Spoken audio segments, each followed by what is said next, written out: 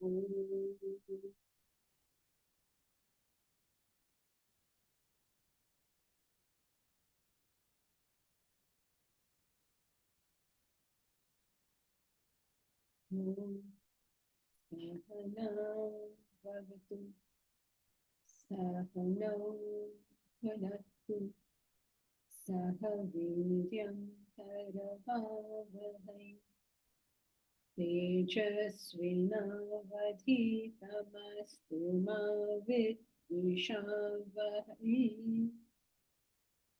Om Shanti Shanti Shanti.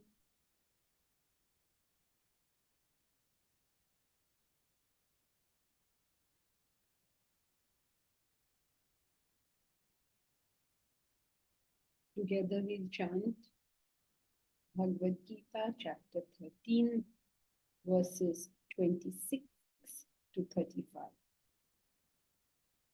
Anye tvevamajānantah śrutvānyebhya upāsate tepi chāti tarantyeva mrityum shruti parāyanāha yavat sanjāyate kinchit sattvam sthavara jangamam Kshetra kshetrajña samyogat tadvidhi bharatarshava samam sarveshu bhuteshu tishtantam parameshwaram vinashyatsva vinashyantam yah pashyati sa pashyati Samam pashyan hi sarvatra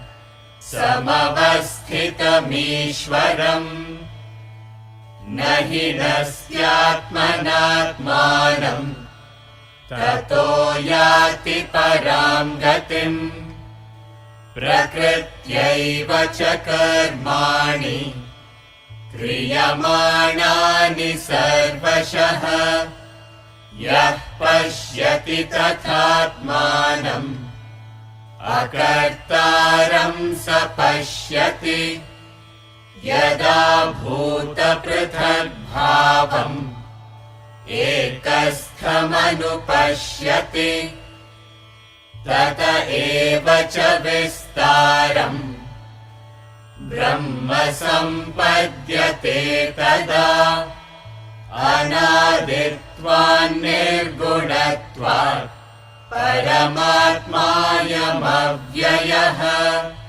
Sharirasthopi kaunteya Nakaroti na lipyate Yatha sarvagatam saukshmyat Akasham nopalipyate Sarvatravasthito dehe tathatmanopalipyate yatha prakashayatyekaha kritsnam lokamimam ravihi kshetram kshetri tatha kritsnam prakashayati bharata Kshetra kshetrajñayorevam antaram jnana chakshusha bhuta prakriti moksham cha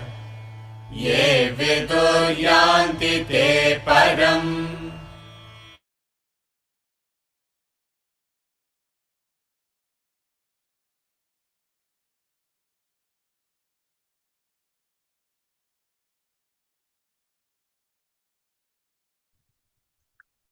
So today we will be doing the summary of the 13th chapter. And is there any portion of it that you all found a little difficult and you would like a little more explanation on? Then please say so that we can concentrate a little on that. Anything in particular you feel should be spoken of more?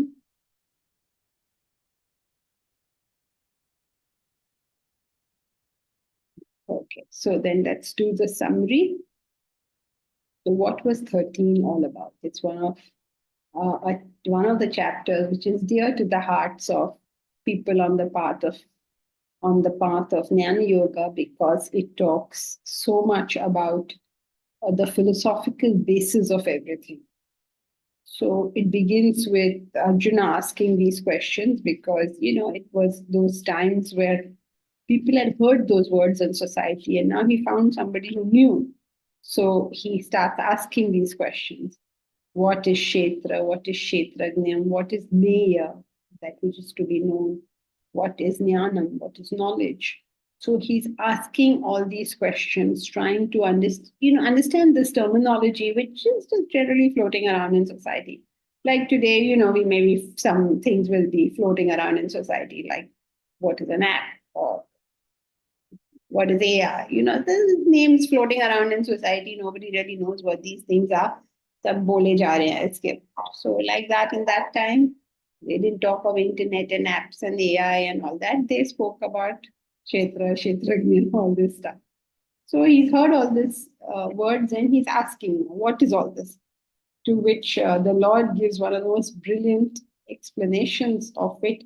He says, the body is the Kshetra, and the knower of this means the enlivener of it. The body means you take all the bodies. That is the Kshetra, and its enlivener is the Kshetra. And then he says this fantastic statement. Kshetrajnam chapimam vidhi sarva kshetreshu bharat. Know me to be the Kshetrajna, sarva kshetreshu. Now understanding this will lead to identification. Self-realization. Sorry, say it again, 9.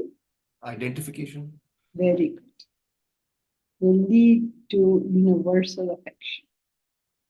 How can you claim that yourself is the self in all and not have universal identification? So if we understand that line, this is the trouble with philosophy. To understand philosophy, it seems, okay, very good. He is the Kshetrajna and all Kshetras. Very good. Next point. Next point. Hello. Please understand what that point means. It has huge ramifications.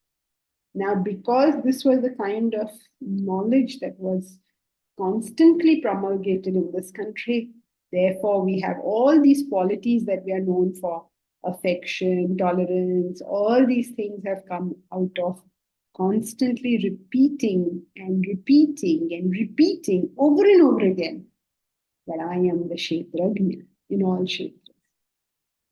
So if he is the Kshetrajna in all Kshetras, who am I going to dislike? In which form of the Lord am I going to reject him? Everywhere I look, I can see nothing but a form of the Lord. Kshetrajnam chapimam vidhi sarva kshetreshu.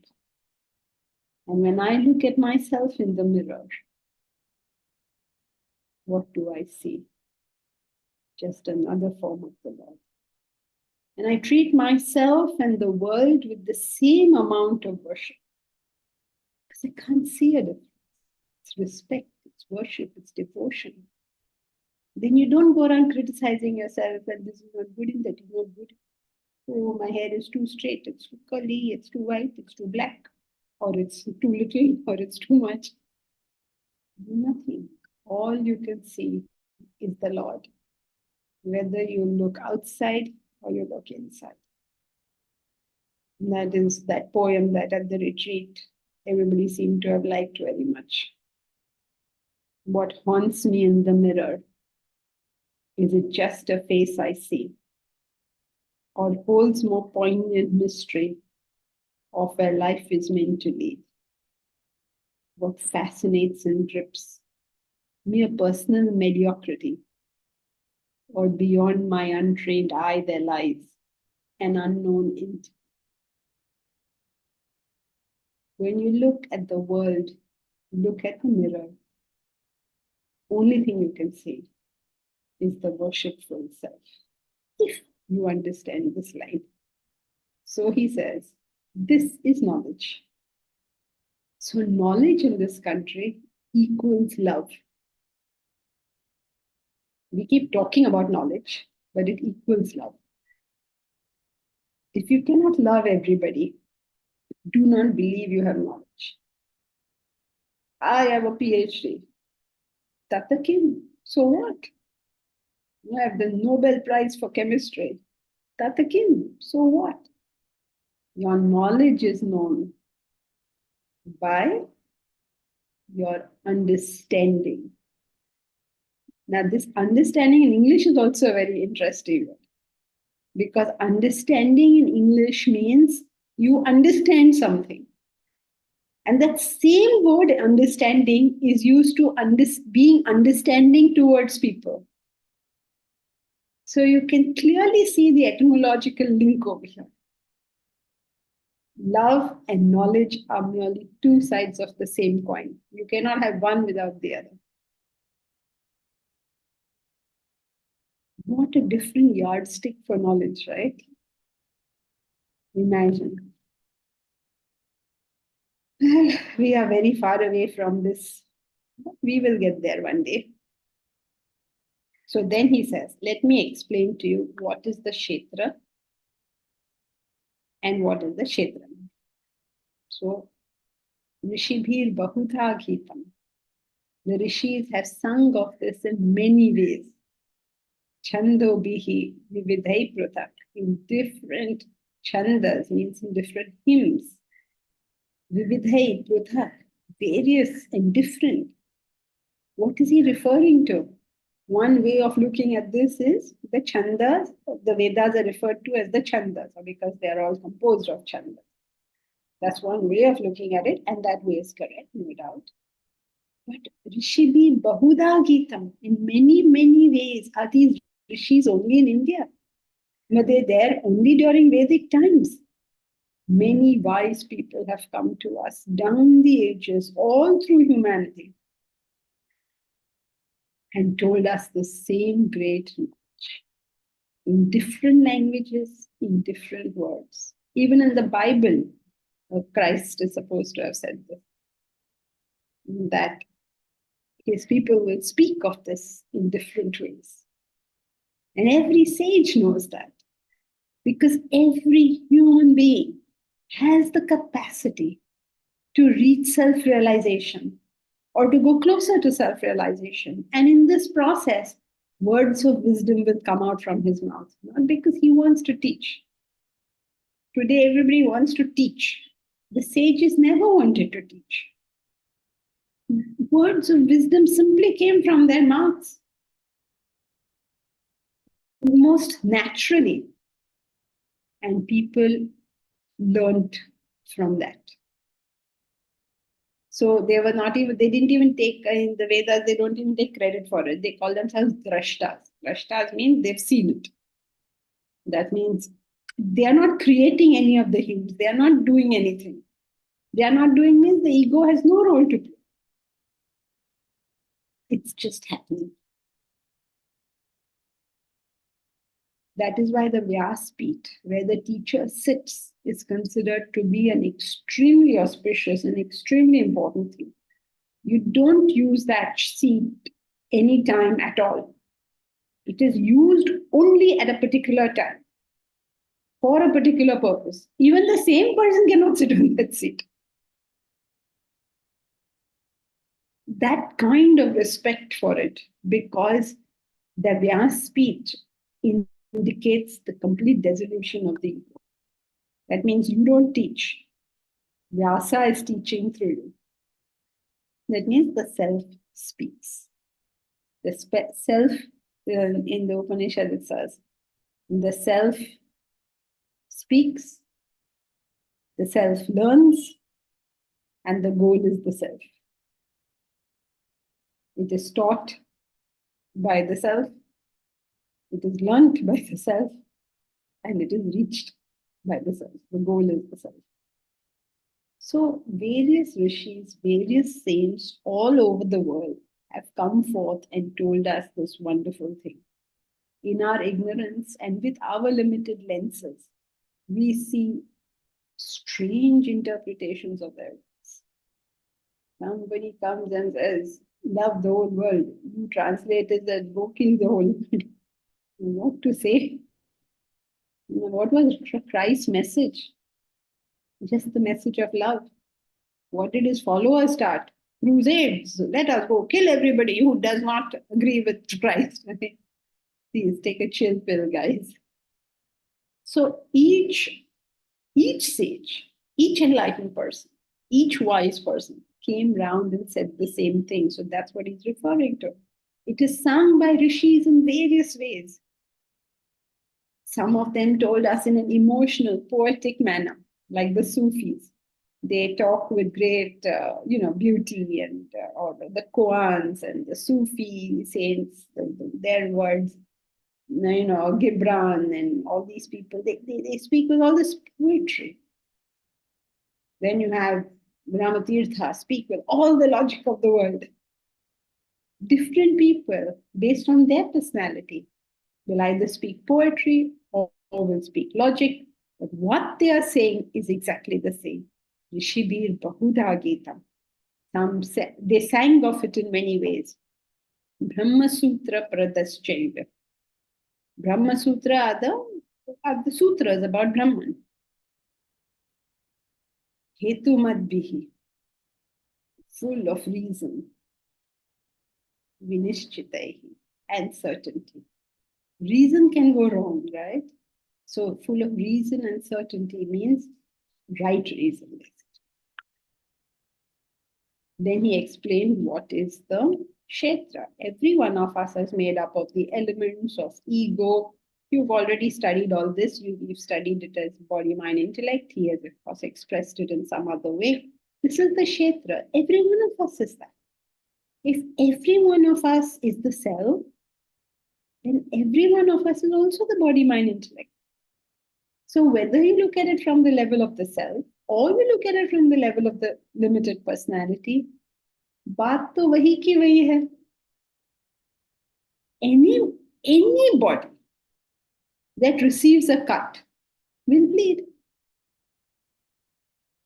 Any mind that has its desire interrupted will feel unhappy. Isn't it? So what is this great difference we are making between all of us? We are all following the same laws, the same prakriti. The prakriti is no different and nor is the self any different. So what is there to create differences between us? Of course, yes, somebody wants Karela and somebody wants cauliflower. अब इसमें क्या difference बना रहे हो? It is all boiling down to the same thing, that the tongue is asking for something. Now, what it is asking for is the same level. It's still about the tongue. Some people say, I like this type of food. Some people say, I like that type of food. Whatever it is, it's still the tongue. So, slowly, as you evolve, as you understand that everyone is functioning in the same basic parameters. Nobody is functioning outside this. And if you get it, you have nothing against anyone. All of us begin with very good intentions. Itna denge, itna karenge, blah, blah, blah. But actually क्या होता है? उसका 2-3% भी नहीं होता. Right? This is true for everybody. I'll do this, I'll do that. There was a very nice book. It was one of those. Was it Jane Austen? Anyway, the story was very simple. That a young lady lost her father, and her mother and she were now struck in penury. They didn't have anything because husband was gone. The brother was doing well. So when he heard his father passed away, he thought to himself, he said, oh my God, my father has passed away. I must bring my mother and sister to stay with me. To which his wife objects and says, what nonsense, they cannot stay. We cannot keep having poor relations in the house. They cannot stay with us. So, Bichara, what will he do? He kept quiet. He said, okay. So then when he went to bed, he thought, okay, so she can't, my wife is not going to tolerate them here. So I will set them up somewhere and I will give them 10,000 pounds a year, which at that time was a lot of money. And then this conversation that he's having with himself through the night, and how it's beautiful. They are just a mother and daughter. What will they do with 10,000 pounds? Why do they need 10,000 pounds? And like that, he starts saying 5,000 should be enough. I think. And 1,000 should be.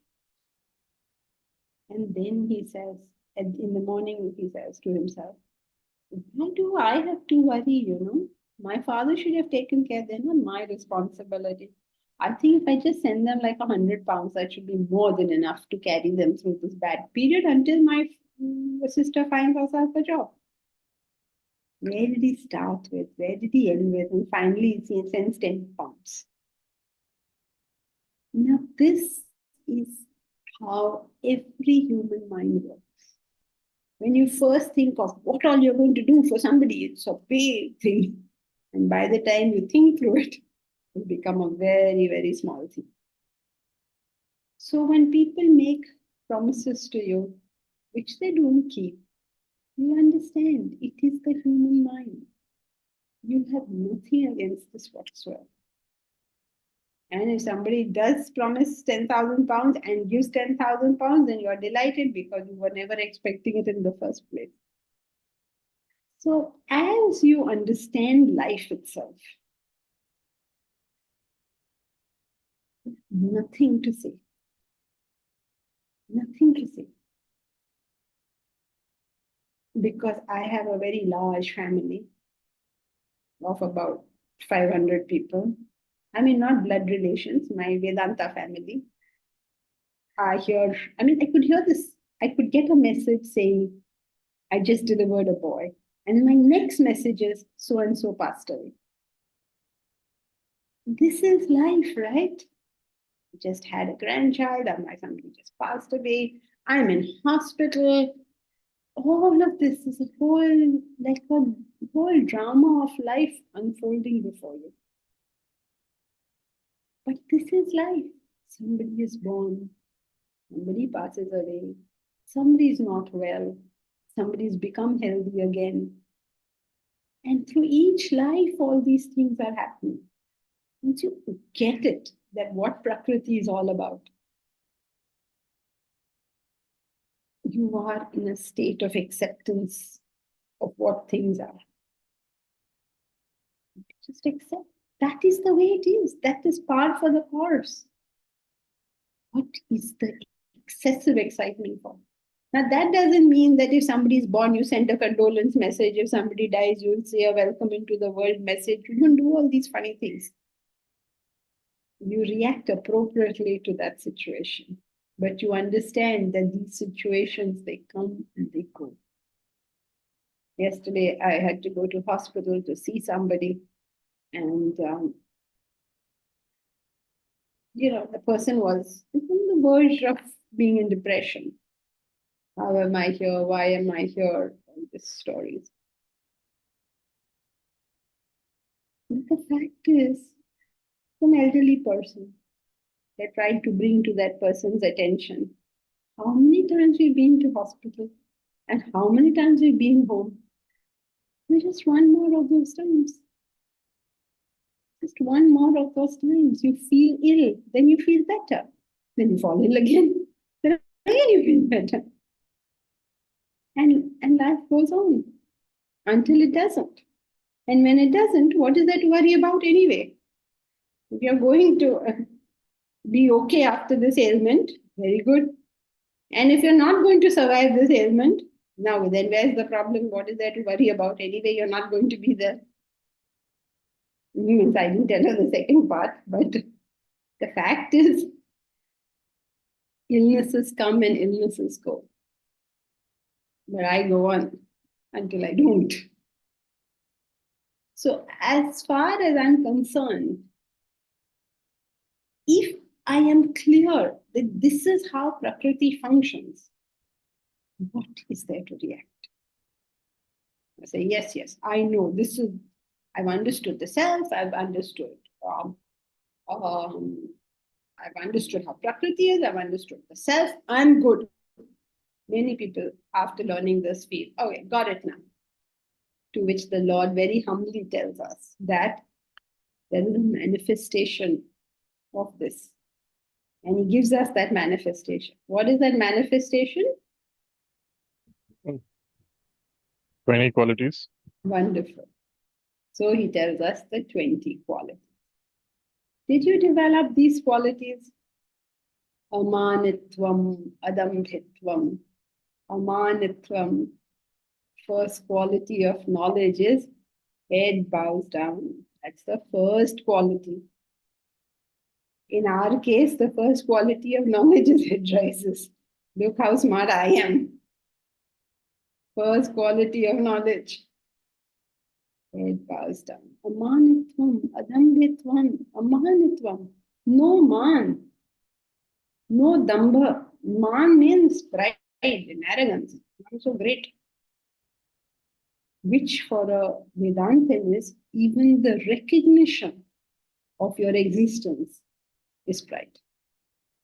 Why are you recognizing that you exist? Why we recognize we exist is because of our wrong values. You are giving the body, mind, intellect more importance than you're giving this. Otherwise, why recognize this? But forget this level. We are well into recognizing the existence of our body, mind, and intellect. And when we recognize it, we compare it to others.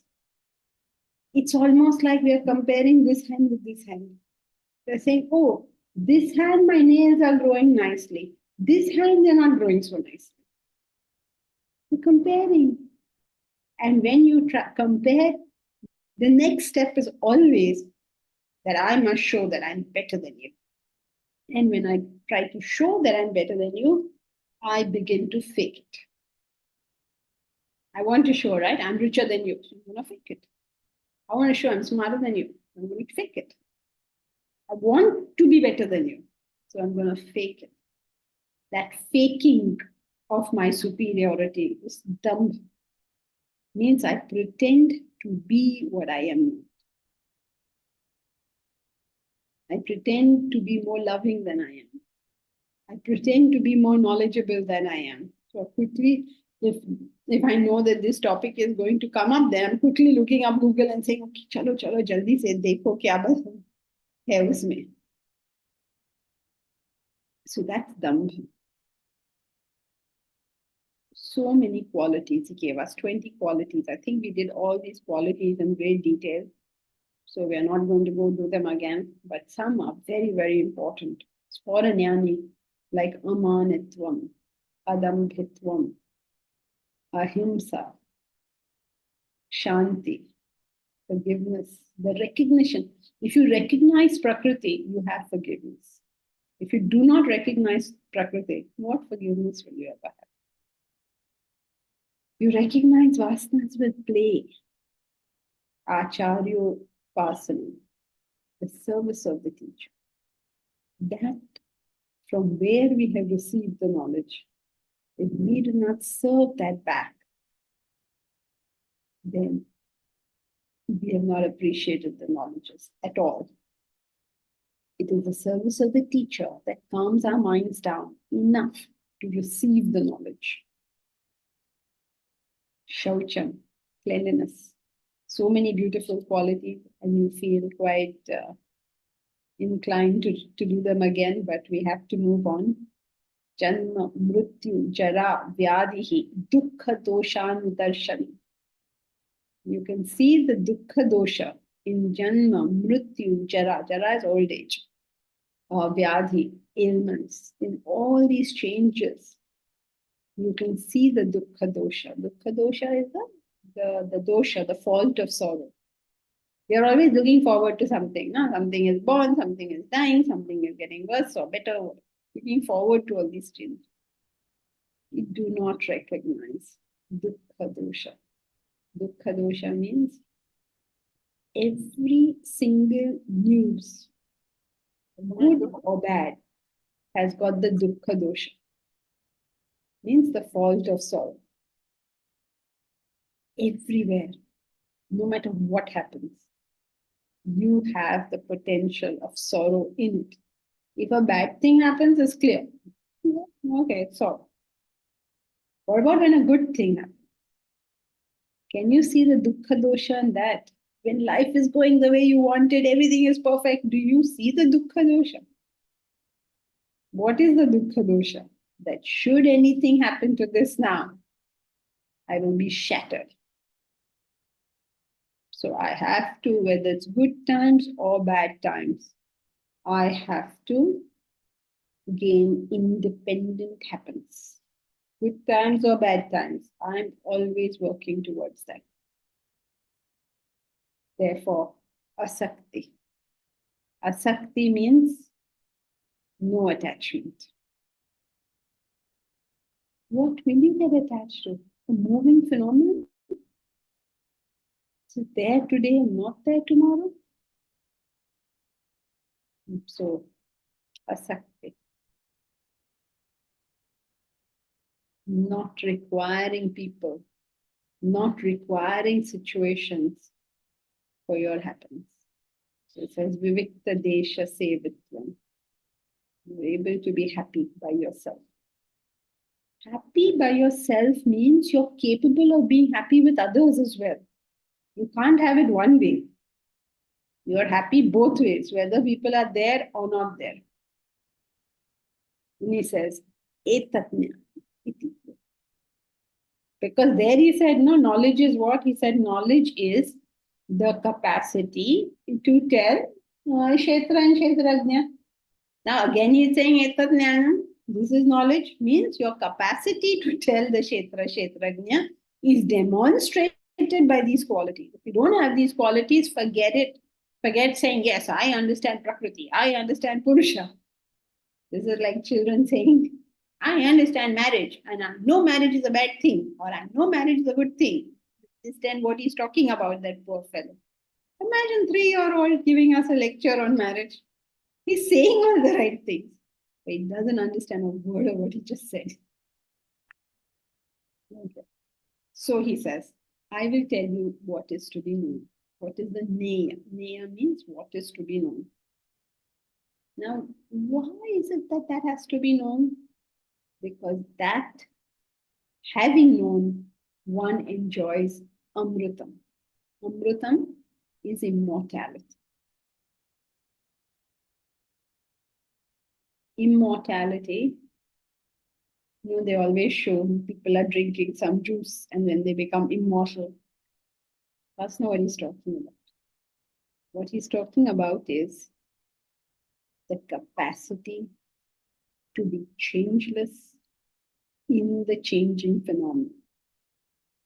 And to be changeless in the changing phenomenon doesn't mean that somebody is born, somebody is dead, you will have the same expression on your face. That is not what it means. What it means is your internal level of equanimity is not affected by the goings on in this world. You stay changeless. You stay the same level of equanimity no matter what happens in the world, what happens to the body, what happens to the mind, because the mind can also go through ups and downs, right? Or what the intellect says. Your level of equanimity does not change. That is what is a jnani. Yes, Deepraj? So this equanimity is the antonym of agitation. Yes. So even if somebody, but it's not the antonym of sadness or anger or anything like that. Correct. Because even in sadness, even in anger, you can be equanimous. Right. But it's more difficult to be equanimous in anger. Equanimous in anger means that no matter how angry you're feeling, your intellects, decisions, and judgments are not influenced by the anger.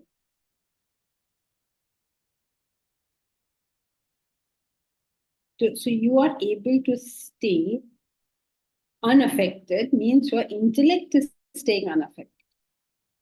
Now you'll say, but what about the agitation? There are like almost like two kinds of agitations. One is a surface one and one is a deep one. Deep one in the sense it hurts your core. So your agitations are such that they have not shaken you. You know, like just imagine that there is a massive tree. Okay, and then there is a huge breeze. And in that breeze, all the leaves and the foliage and all of that is all shaking away. The trunk stays where it is. All that tumult is on the top. And the trunk is as stable as it always was.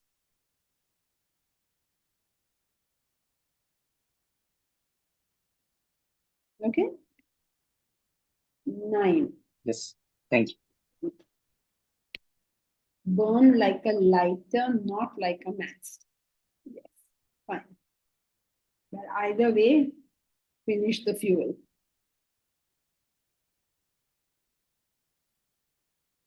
Okay, so then he's explaining about how that which is to be known.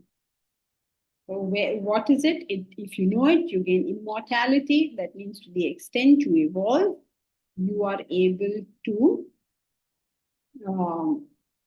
what should I say? You are able to stay changeless in and through all the changes that take place. Means what they call amrita. Amrita, death. No death means no birth.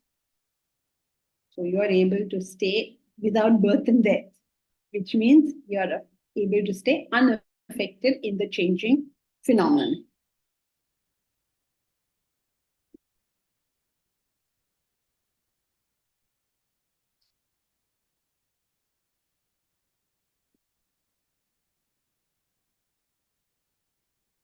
Beginningless is Supreme Brahman. It is neither Sat nor Asat. It is beyond all our intellectual concepts. Please do not think of Brahman as something to be understood. It is something to be, not something to be understood. With hands and sarvata, Padam, everywhere are its hands and feet. It means either you look upon it as all hands and feet are his, or you look upon it as all action is because of him. Without him, no action can be had. Can you sit back, maybe on your balcony, and look down and see all the cars go by and recognize the power that makes all these cars move? You see the people walking on the sidewalk. Recognize the power that makes all this move. Whenever you see large masses of people, or anything, large masses of anything, large masses of birds. In Mumbai, if you ever come, you can see large numbers of beautiful pink flamingos. And they get up and they fly in this beautiful manner. And you realize that which makes that flamingo fly is that which makes me appreciate that the flamingo is flying. Now, because it is a little difficult for us, when things are bigger, it becomes easier. Magnification makes it easier to remember. So whenever you see large things, the large Himalayas, or you see massive crowds of people, or flocks of birds, or anything large quantum, it's a good time to remember the power that makes all this happen. It's easier at that time. You see the darkness of the clouds in monsoon, whatever it is, the vastness, the bigness makes you remember easy. I mean, it's easier to relate it to that than to every ant crawling. But if there's an army of ants, it becomes easier. Yeah, Deepraj. Can we say that these large objects, or some massive event, they like for somebody whose subtle intellect is kind of inactive, it helps activate that in that instant. Yes, even if it is active, it is a good way to remember. It's the bigness of things, the vastness of things makes it easier for everybody. But as it gets more and more subtle, it becomes more and more difficult.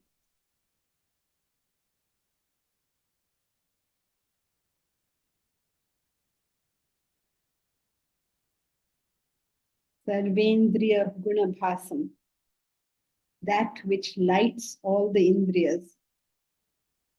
Sarvendriya Vivarjitam, but is without any of the indriyas. That which makes everything happen, but is without anything itself. Imagine the glory of that thing. Imagine the glory of a kingmaker who never wanted to be king. Imagine the glory of a person who can advise a massive corporation and never wants to run it. So, what is the power behind excuse me, that which makes all the senses function but has no senses? That which makes all actions happen but has no action of its own.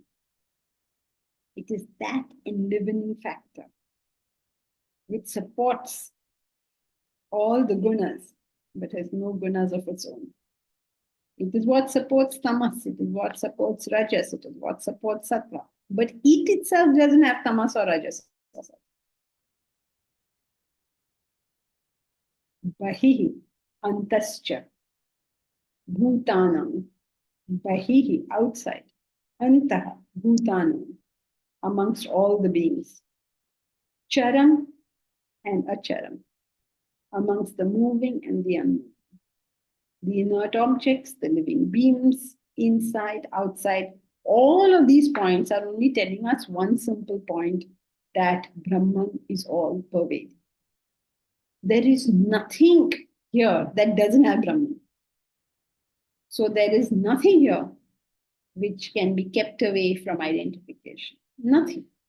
What are you going to keep up? Everything has it. That is incomprehensible due to subtle things. That is far and that is near. Cannot understand it. Avibhaktam cha bhuteshu. Vibhaktamiva chastitam.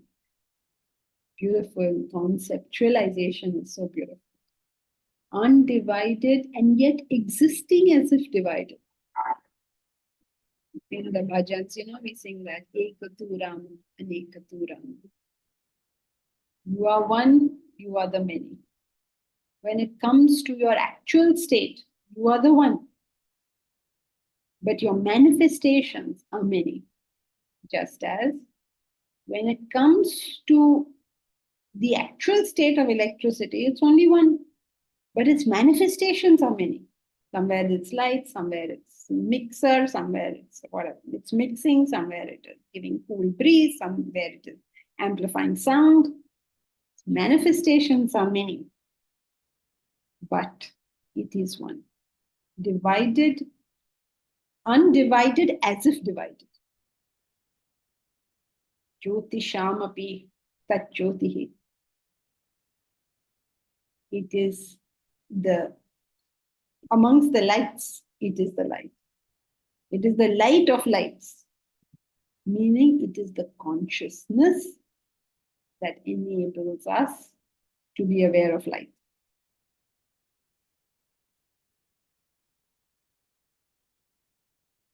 So he explained Kshetra and Kshetragni. Then he went on to Purusha and Prakriti. And basically it's saying the same thing, that there is matter. This matter is enlivened by the Purusha. So when you are conscious of it, that's Purusha. And when something is happening, that is Prakriti. We have studied this, I think, in quite a lot of detail. Now, where is the problem?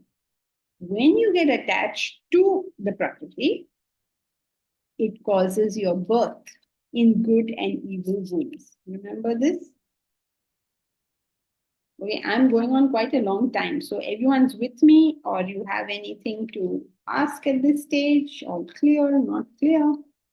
Sankit, you had a question. Mhm. If somebody asks a Vedantin, do you believe, does God exist? How do we answer that? Because it says asat, asat. I didn't understand.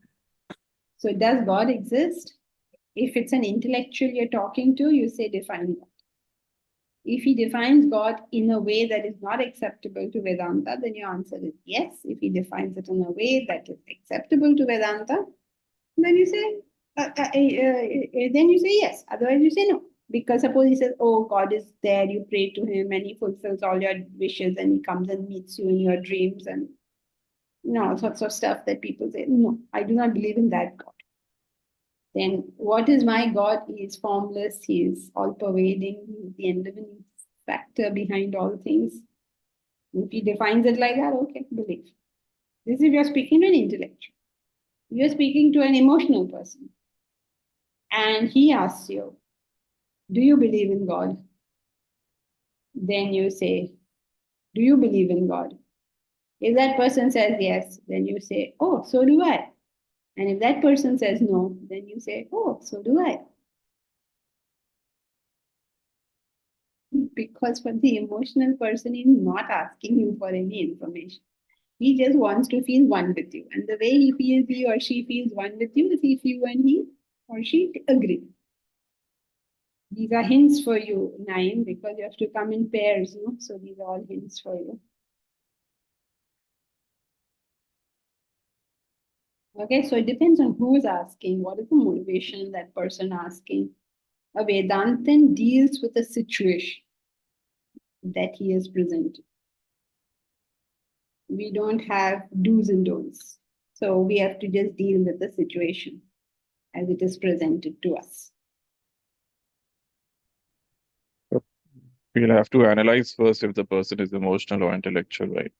Well, So- yeah, you will know from the question itself. Suppose it says, नाइम भाई आपको भगवान में विश्वास है क्या? आपको खुदा में विश्वास है क्या? Then your answer is, हाँ बेटा है. Suppose it says, नाइम भाई आपको लगता खुदा होगा क्या? नहीं, मुझे नहीं लगता. The question itself will tell you how to answer.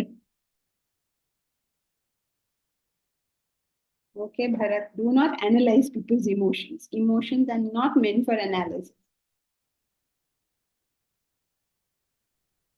Okay, That's quite why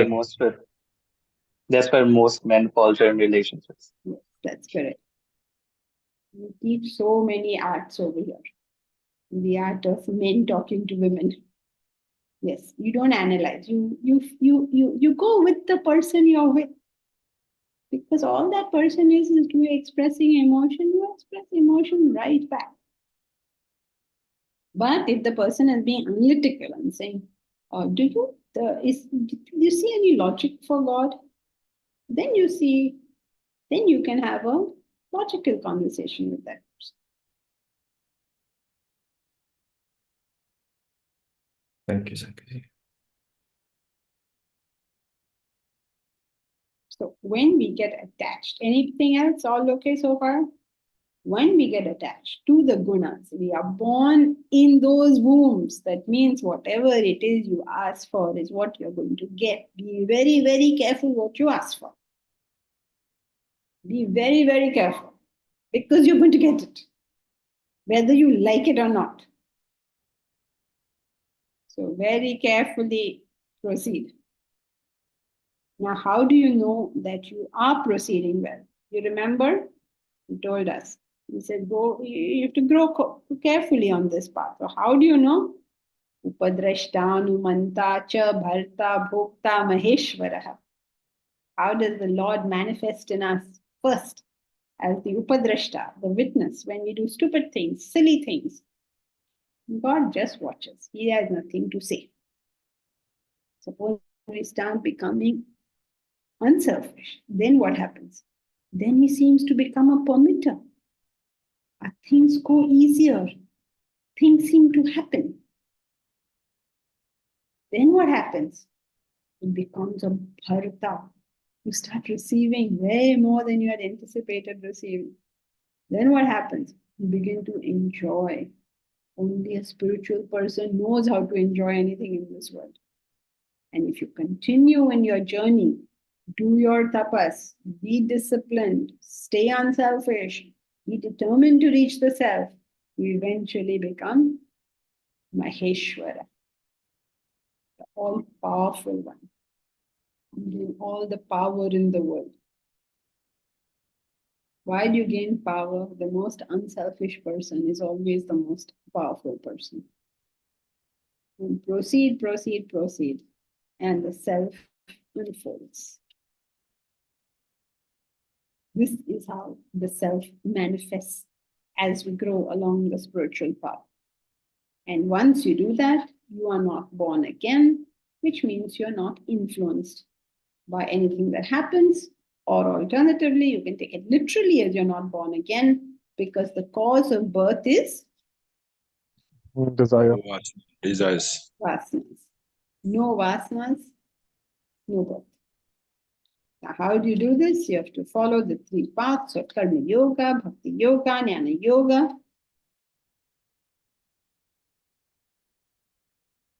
You understand the three yogas. One is the path of karma, unselfish work. One is the path of bhakti, identification. Third is the path of jnana, which is this recognition of kshetra and kshetrajna, understanding everything is a combination of spirit and matter. And when you do all this, you reach the self. Which means what? You see the one reality pervading everywhere. What was earlier a theory to you has now become your own perception. So therefore, his last advice to us is reach the self. Because of its subtlety, it cannot be understood. It cannot be felt. It cannot be acted upon. You cannot influence it in any way. It cannot be tainted due to its subtlety. No matter what happens, nothing happens to the self. And yet, this is the thing about the self. Without the self, nothing happens. So some people think of the self as the catalyst. You know, in the experiment, you put a catalyst in, and only then that experiment can take place. The catalyst is not doing anything, but in its presence, everything happens. So two qualities of the catalyst. Number one, without it, it won't happen. Number two, after it happens, nothing has happened to the catalyst. And that's what the self is like. Or another example is the sun, which is the one he gives. Without the sun, nothing on earth will happen. But whatever happens on earth does not affect or influence the sun in any way. So these are two important characteristics that we have to understand. It enlivens everything. And having enlivened everything, it is not affected by it. And that's how you must live in this world. Because of you, everything happens in the sense that in your presence, what Adi Shankaracharya says, Rajavat Sada. Rajavat Sada means like a king always. When the king takes his throne, everything happens. King is not doing anything, and the king is not even affected by anything that happens. In other words, you know, some two people have some petty fight in his kingdom. and then one wins and one loses. Does it make any difference to the king what happened, who won and who lost? That's why he's usually the judge, because no vested interest. He cannot have vested interest in his kingdom. He's nothing to gain and nothing to lose. So Raja Vatsada. So the self is like that. Nothing to be gained, nothing to be lost, and yet without him it won't happen. See, that's the same kind of thing that Krishna showed during the war. Krishna had nothing to gain and nothing to lose in that war. And yet the whole thing happens because. So that is the stance we take in all things. That you can make things happen. You have not, it's like no skin off your back almost. You can put in all the work of the world, but have no axe to grind whatsoever. You have to get nothing, you have to lose nothing. Nothing makes no difference. Na lena, na dena, magan rehna. But you are the cause of all that activity. Means you have made all that thing happen. And still, na lena, na dena, magan rehna. Okay, so they who, with the eye of wisdom, perceive thus the distinction between the Kshetra and Kshetragni and the liberation of beings from Prakriti, they go to the Supreme. So you can liberate yourself. This is advice to us. Liberate yourself from that Prakriti and find your own supreme nature. And that's what chapter 13 was about. Do you have any question? Any part wasn't clear? Yeah, Deepraj? Regarding the part about how the self unfolds as Upadrashta, Anumanta, and all that, why is it termed as the self unfolding? Because that is the manifestation of your growth in the spiritual path. That is going to be your experience as you grow.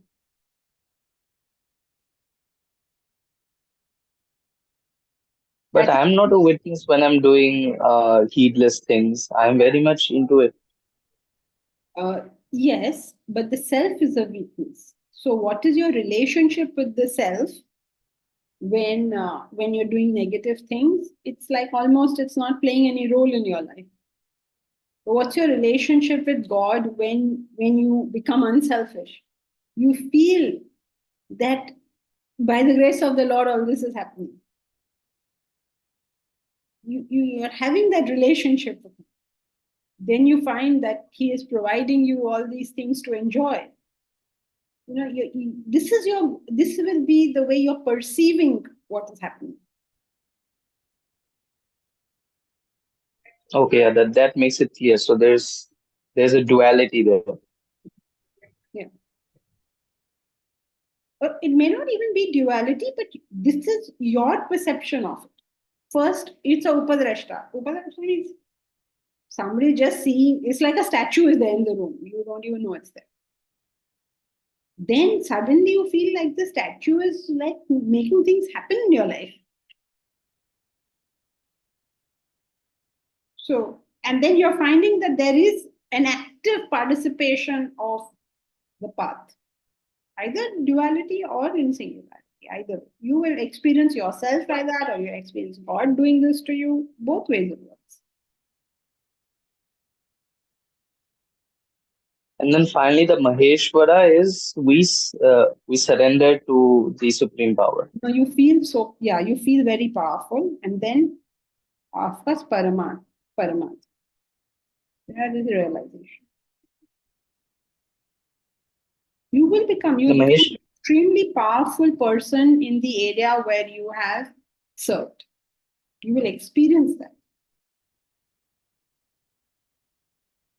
But that would feel more like bhokta, because I'm enjoying all the. No, it's not like you're enjoying something. You become powerful in the sense that suppose you serve the university a lot, and then you say, plants यहाँ लगानी चाहिए. Then everybody will say, अच्छा ठीक है, तो फिर वहाँ लगाते हैं. Correct. You'll experience the power. People will submit to your will. It's not that you're trying to enjoy anything. It's that you just become powerful in that area, wherever you have served. Okay, and that's how the self will manifest in. Yeah. I mean, that's your experience of life. That whatever you say gets done. Okay, okay. Thank you. Okay, so as you all know, tonight Swamiji will be having 7 o'clock India time. Swamiji will have his Guru Purnima talk. Today's Guru Purnima. And so he will be having his talk for Guru Purnima on fate versus free will. I think you all have got the watch link. So please do attend the lecture and listen to the master himself. Unique opportunity. We may not have many, so please. I mean, of course, it is a recorded lecture, but we don't get to hear him directly. So it's a good opportunity for us. Good, so that is it. Hari Om. Hari Hari Om. Om Janki ji. Thank you, Janki. Thank you so Hari Om, much. Janki. Hari Om Janki.